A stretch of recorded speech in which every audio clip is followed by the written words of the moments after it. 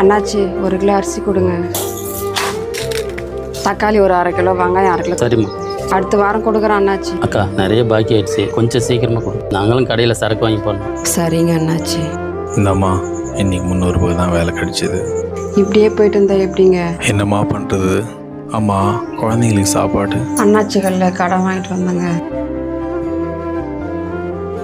என்னங்க வீட்டில் மளிகை தீர்ந்துச்சு, வாங்க சூப்பர் மார்க்கெட் போயிட்டு வாங்கினா தரலாம். ஐயே சூப்பர் மார்க்கெட். இதுக்கேமா சூப்பர் மார்க்கெட் பக்கத்துல அண்ணாச்சி கடை இல்லையா?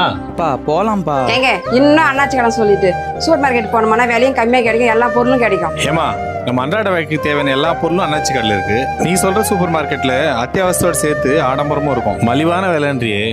அண்ணாச்சி பெருசா லாபத்தை எதிர்பார்த்து கடன் நடத்தல. நம்மளுடைய வறுமையில நம்ம கடத்தை கொடுத்து உங்க பசியை தீர்த்தது இதே அண்ணாச்சி தான்ப்பா.